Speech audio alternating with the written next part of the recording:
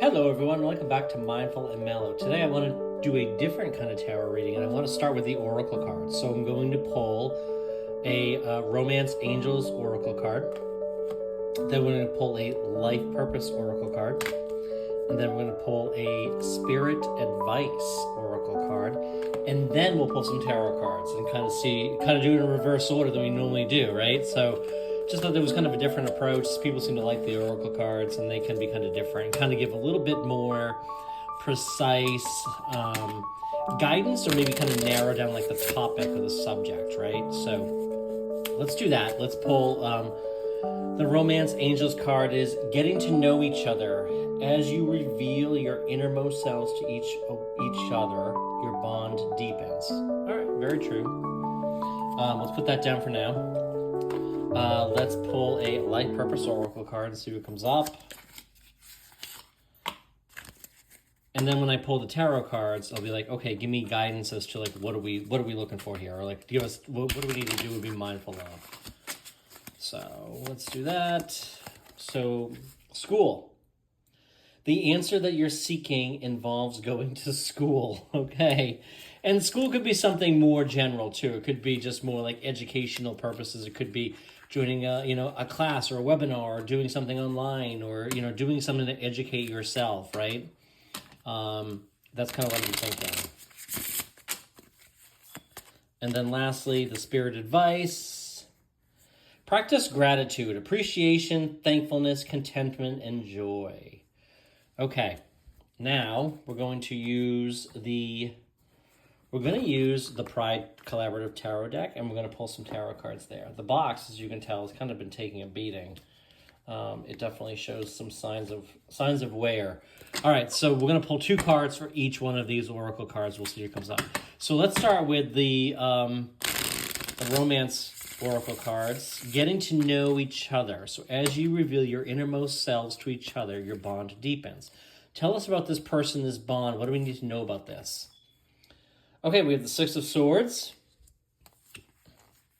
And we have the Empress. I like that. Tell us about school, the education, as far as the life purpose. Okay, so what do we need to do here? We have the Five of Cups. And we have the Nine of Cups. Okay, so a lot of cup energy there. And practice gratitude, appreciation, thankfulness, contentment, and joy. Tell us more about that. The Ace of Swords. And we have the Ten of Cups. Look at that. The very different card from the other ones, right? When we talk about the Ten of Cups, right? Very different. That's inherent with this whole Pride Collaborative Tarot deck. But so let's talk more about the Romance Angels Oracle card here. This is, the Romance Angels Oracle card. So again, this is all about kind of like getting to know somebody. So maybe you're building a bond with somebody. Maybe you've met somebody. Maybe you're dating somebody. You're getting to know them better and better, right? And you're spending more and more time with them. And that's how our bonds deepen, right? We start to bring a connection. We start to feel a connection to somebody. We're connected with them emotionally, physically, mentally. Ideally, those are some of the ways we connect, right? Beyond just physically, right? Because if you have just a physical connection and that's it might not last. But anyway, so the question is, what do we need to know about that? So we have the Six of Swords. So the Six of Swords, I kind of get like if this is you and this particular person, this is moving on to calmer water. So maybe if there had been some turbulence, or there'd been like some uncertain, you were uncertain, you could be moving more into a period of like, I just got the term bliss, okay? Where you just feel comfortable with one another, and maybe you're moving into calmer waters, and it's just easier. And just thinking, like, picture this little boat that they're in. The boat is just moving, and it doesn't take it's not taking a lot of effort and exertion, okay? And this might be unique to the particular person, and maybe the person is just an easy person to get along with. Maybe you're kind of amazed by that, okay?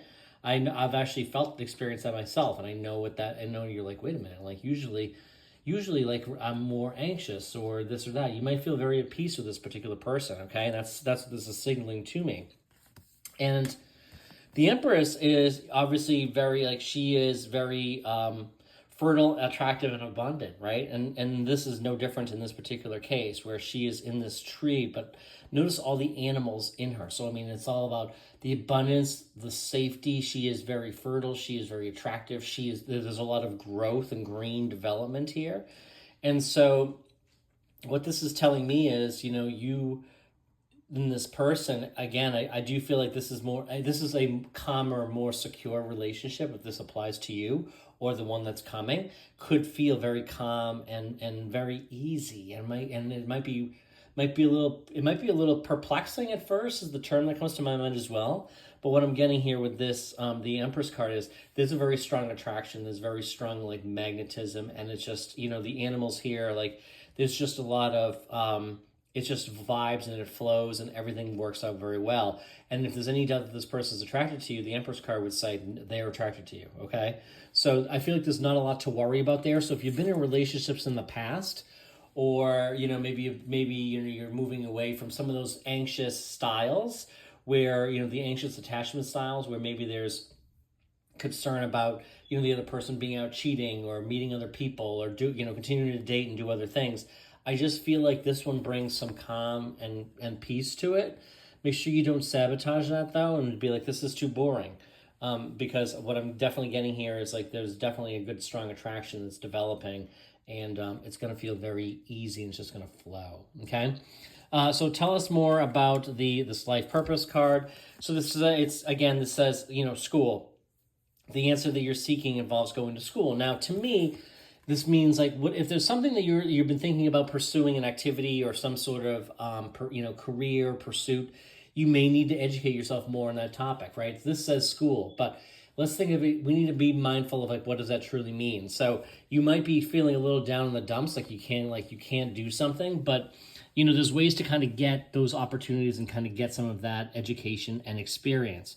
There's ways to do it through like maybe online classes. If there are any online classes you could do, YouTube is a great example of some of the things where you can find a lot of content, right? Usually something that you're looking to do, someone's already done, they've already recorded a video about it. So see what you can find in terms of videos that are out there. See if you look for that particular niche, make yourself educated and aware of like what you need to do. And you can really learn anything these days, right?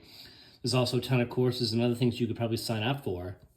I know there's like, what is it, Upschool? There's a lot of those type of places, even LinkedIn, like that have courses and that sort of thing. So, if there's something you're looking to do, you might have to educate yourself a little bit before you just dive in. That's kind of what I'm getting with this. But the Five of Cups is a change. This can be also a little bit of disappointment. But the Nine of Cups is all about that wish fulfillment. It's making that wish. It's that wish fulfillment. Excuse me. So, I think that if you go out and you pursue finding alternative ways to learn about something, also, if there's anybody you can find on the internet, on social media even, that does something, that's doing something similar to what you want to do, that's another way to figure it out, and that's how to learn it, right? And, it might be, your wish could come true in the sense that somebody offers to, like, let you tag along, shadow them, be with them, see how they're doing it. Maybe they'll even hire you to work with them part-time or something. So don't let whatever you want to do hold you back, and thinking you need to have a formal schooling or formal education, or there's something you can't do, because you really can do anything, I think, out there. So I think it's just kind of like opening your mind, not getting stuck in your head, opening your mind and finding other ways to go about that. So with the advice, practicing gratitude, we know from Abraham Hicks, from Neville Goddard, from Joe Dispenza and all the others, that, gratitude is basically expressing that satisfaction for having something. It can even work for expressing gratitude for something you don't have yet. If you talk about it in the past tense, your mind over time just starts to assume that you have it. So it becomes natural and familiar to you, right? That's some of the reasons why we don't manifest the things that we want, because it doesn't feel familiar to us, right? So what I want you to do here is practice gratitude and express gratitude and appreciation for the things that are currently in your life, but also the things that aren't in your life that are coming, right? But talk about them in the past tense like they are,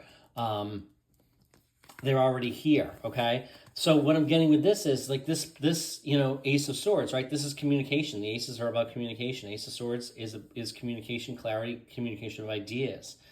So again, I think this might be speaking those things out loud. I write them down. I have a gratitude journal. I write something down there, not often enough, and I'll do it today, because now I feel like I have gone too long. But I do think that this is, some of the greater ways to attract more what you truly desire. And when we express gratitude and appreciation, you're going to feel this utter fulfillment and satisfaction. Remember, the Ten of Cups. The Ten of Cups is the happy life, happy wife, happy life, whatever you want to call it, right? This is the emotional fulfillment, and that's how you're going to feel emotionally fulfilled. And we know that emotional fulfillment attracts more emotional fulfillment.